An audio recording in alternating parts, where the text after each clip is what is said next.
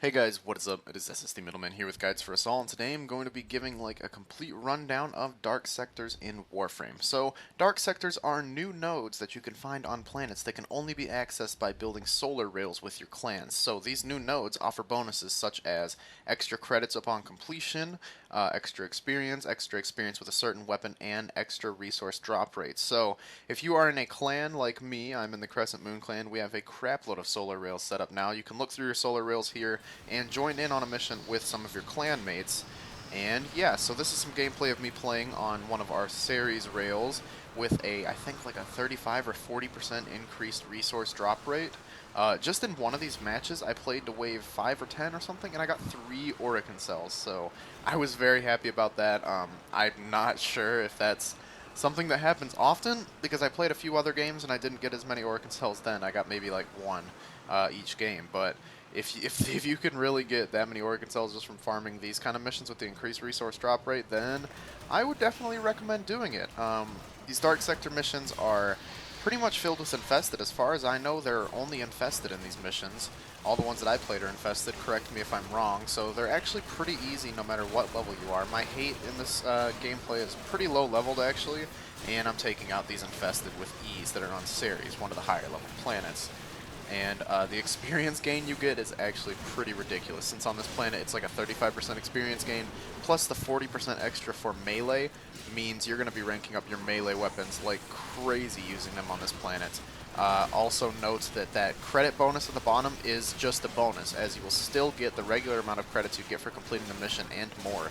I think I got like 26,000 credits or something like that every time I completed this mission. It's really crazy how many resources, how many credits, how many mods, and just how much experience you can get from these Dark Sector missions. They are insane. But unfortunately, Dark Sector missions are not always fine and dandy. Whichever clan controls the Dark Sector can put a tax on your resources and your credits that you earn from the missions. And they can set up a fee that you have to pay to play the missions. So, you know, that might happen, and you might have to cough up some of the resources you earn and some of the credits that you earn, but it is well worth it unless they're charging like 50% tax. Maybe then it's not, but most of the time I see it's like a 6 or 4% tax. It's usually really low, so it's not a big problem. Most of the Warframe players are pretty nice within the community. They don't like to be too greedy and too psychopathic with their control of these dark sectors, at least so far. And one more thing that's not always so fine and dandy is that sometimes two opposing clans will set up solar rails in the same dark sector.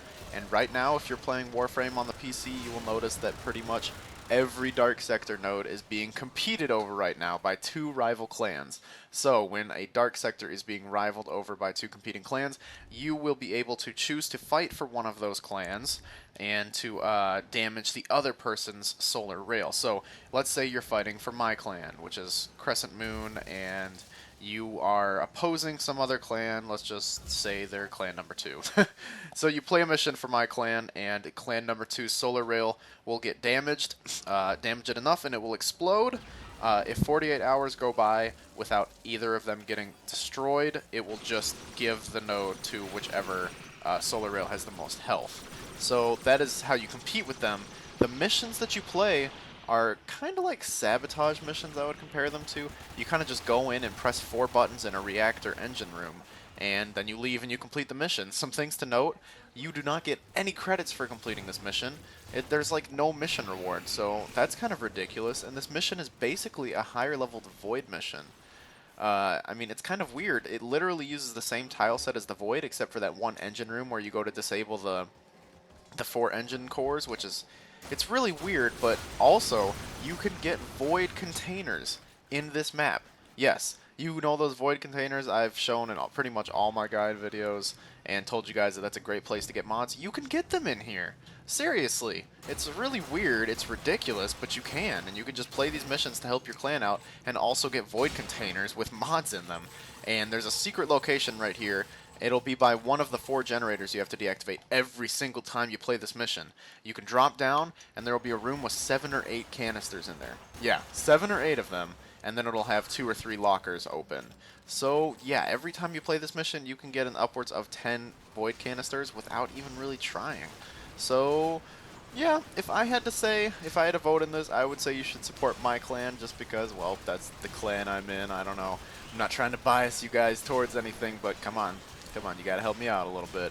And really, knowing my clan, we're not going to put huge taxes on these things anyway. So that's pretty much the lowdown on Dark Sectors, guys. This is an, you know, it's kind of an add-on. You know, there's not really much new content. I mean, the new tile set on Ceres is nice, and that's where I play pretty much all my Dark Sector missions, but really there was not too much new content added with this Dark Sectors thing, and that is kind of depressing. But the huge increase in experience, credits, and resources that you can get from these Dark Sectors missions is incredible. So yeah, I definitely recommend playing these. Make sure to invite some friends. You get a lot of keys from playing these Dark Sector missions, at least in the defenses. And there are some new mods that you can get through the survival missions, which I will be covering in the future. So, thanks for watching the video, guys. If you enjoyed, please leave a like rating down below and subscribe to see some more videos in the future, and I will see you next time. Goodbye.